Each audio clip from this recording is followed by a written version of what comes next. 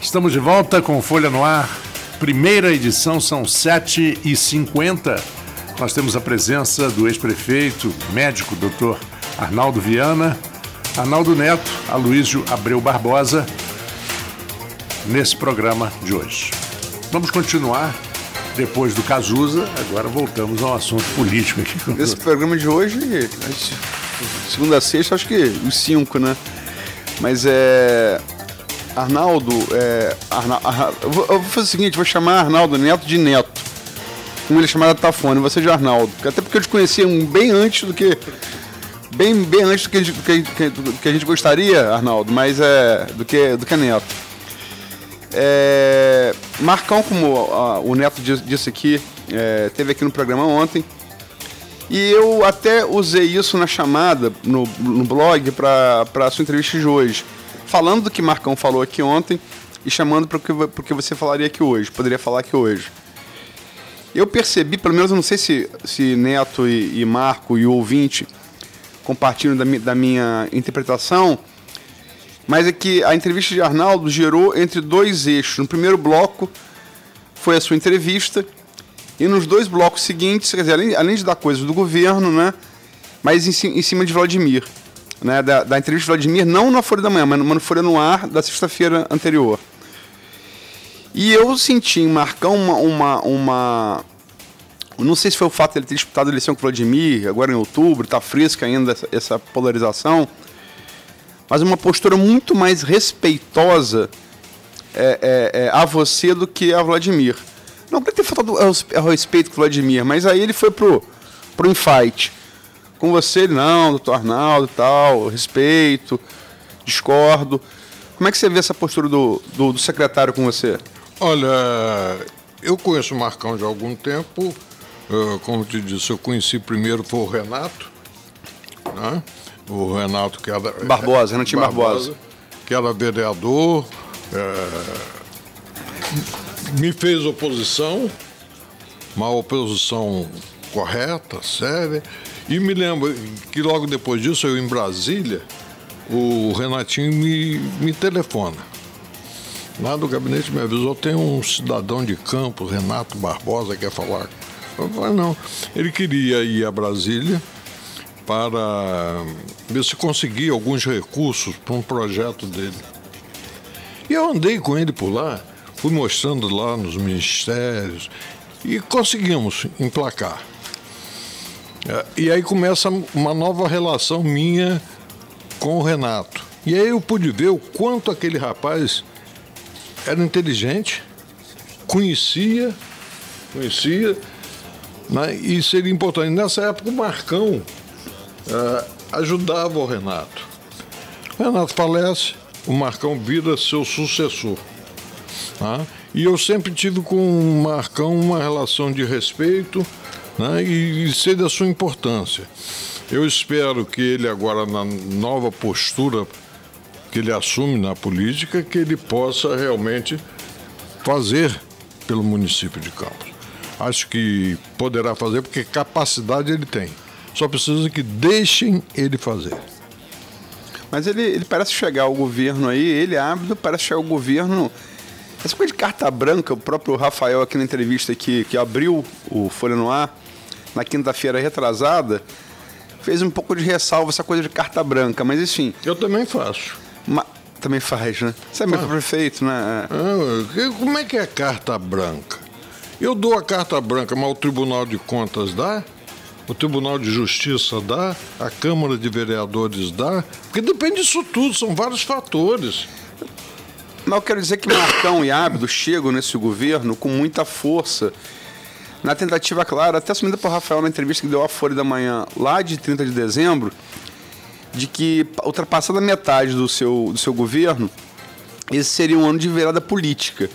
E, logicamente, que Ábido e Marcão são dois políticos experientes, Ábido com vários mandatos na Câmara, Marcão com 2, mas já com bastante experiência, apesar de só 2 mandatos, para dar uma virada, um turn down político aí no mandato de Rafael, né, a partir de 2019, visando a eleição de 2020.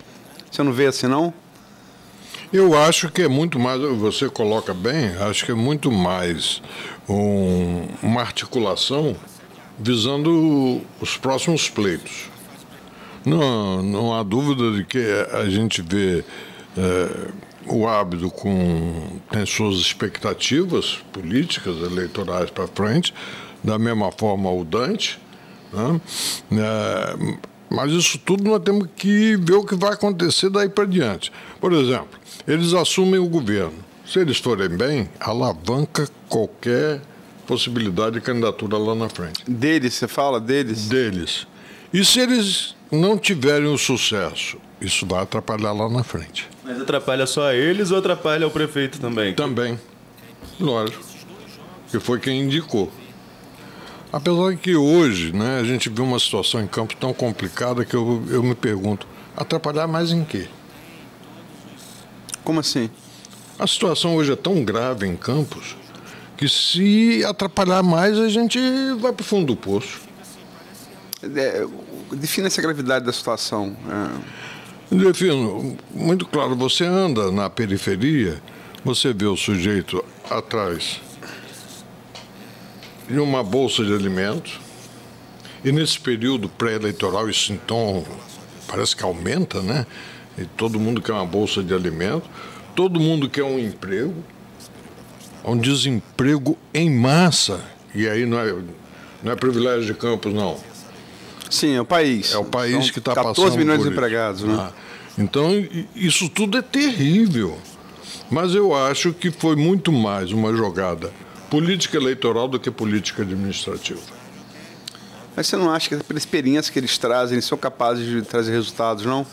Não, podem trazer resultados. E vão trazer. Você acabou de falar, você acabou de postar isso em Marcão, né? Vão fazer.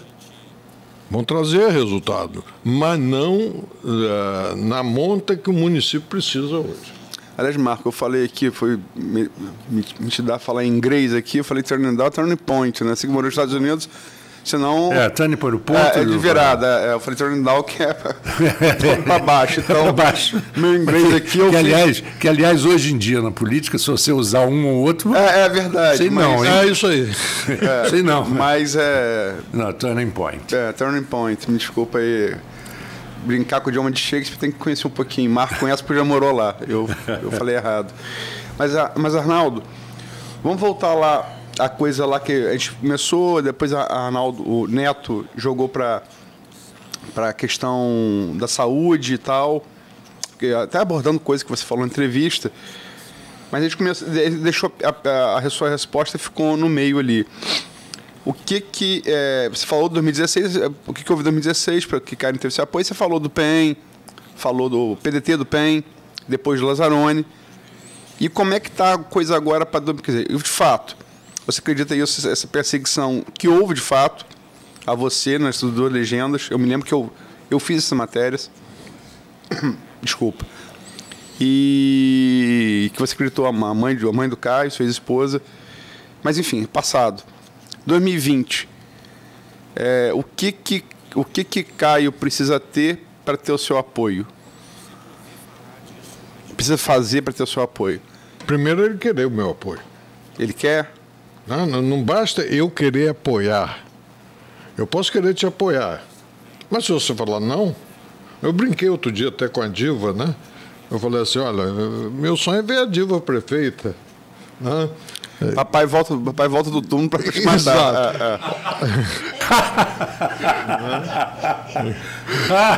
Mas essa foi a melhor do dia.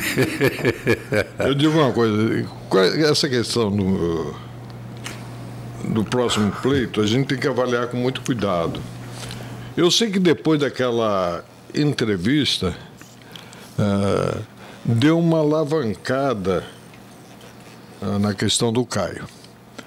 E eu sinto isso andando na rua, eu sinto isso dentro do hospital, no atendimento aos pacientes do SUS, dos pacientes do consultório também, né? E vejo também uma outra questão. Muitas pessoas me perguntam, você falou que o ideal para o Caio era que ele tivesse uma vice-mulher. Sim. Eu falei, é verdade. Aí muitos tentam linkar isso ou com a mãe do Caio ou com a minha esposa Edilene. Nos bastidores, Arnaldo, o que se fala é que você estaria trabalhando para colocar a Edilene de vice. Isso que se fala abertamente nos bastidores. Bom, primeira coisa, né? Vamos dizer que eu quisesse isso. Ela quer? Tem que combinar com ela, né? Esqueceram de combinar com ela. A Edilene hoje faz um trabalho muito importante ao meu lado, no consultório, no hospital. Como psicóloga. Ela é psicóloga, e ela está fazendo esse trabalho. Ela tem um trabalho sensacional, né, para a recuperação de crianças com déficit de atenção, com autismo. Né? Ela faz um trabalho muito importante. E então não posso ceifar isso, porque ela está tão empolgada com tudo isso, né? Ela estudou muito para chegar onde chegou. A Edilene, olha, gente, a Edilene vem lá do Jardim Carioca, sabe? E venceu. Antigamente tinha umas coisas, né, que mora do lado de lá, não tinha nada a ver. A Edilene é uma vitoriosa, é uma psicóloga, faz um trabalho sensacional e ainda administra a minha vida. Né? Isso é o mais difícil para ela, né? Porque eu sou muito rebelde e ela às vezes fica meio zangada com isso. Mas uma coisa que ela não quer falar nesse momento é em eleição para ela. A Edilene já definiu. Né? Eu gostaria muito de ver uma dupla disputando Caio e Edilene, é verdade, mas não é isso. Não é isso. O que eu disse e coloquei naquele momento... Eu não concordei com o que se fala, mas eu falei que é o que se fala abertamente nos bastidores. Mas não existe. Essa possibilidade não existe. Não existe possibilidade de Edilene ser vice de Caio? Não, porque é o que eu disse. Primeiro tem que combinar com ela não quer. Não é ser vice do cara, ela não quer participar de um novo pleito. Entendi. Até porque ela se dá... muito bem com o Caio. Então não teria dificuldade nenhuma. Né? Mas é uma coisa, quando eu falo dessa questão, muitas pessoas estão escutando a gente e falam assim, teve um momento que você foi contra. Fui, por todos os motivos que eu já expliquei. Né? Eu gostaria que ele continuasse lá, terminasse o estudo dele, fosse à frente. Tudo bem, ele quer? Venha. E terá, sim, o meu apoio, a minha garra para que ele ganhe a eleição e faça Campos voltar a sorrir, faça Campos voltar a ser a cidade da expectativa de futuro e não viver uma cidade que não tem expectativa para as pessoas. Que você passa na rua e vê as pessoas sem esperança. Nós precisamos criar esperança, criar a vontade de viver em Campos, a vontade de fazer Campos acontecer. Nós falamos aqui, Aloysio... Só pra, eu não entendi. Quer dizer, então basta Caio querer para ele ter seu apoio, só isso.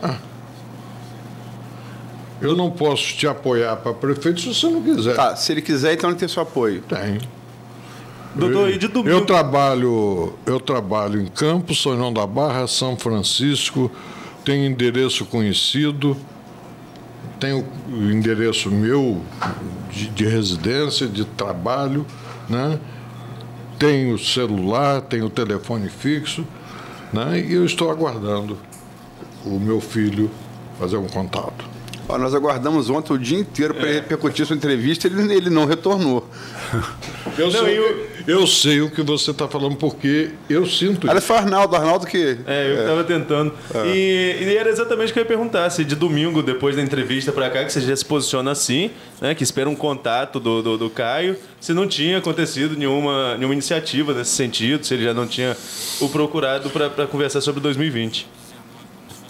Infelizmente ainda não. É com tristeza que eu falo isso.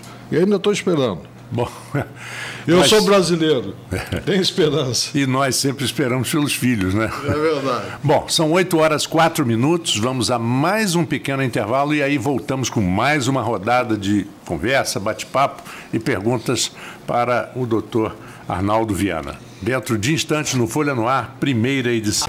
Folha FM.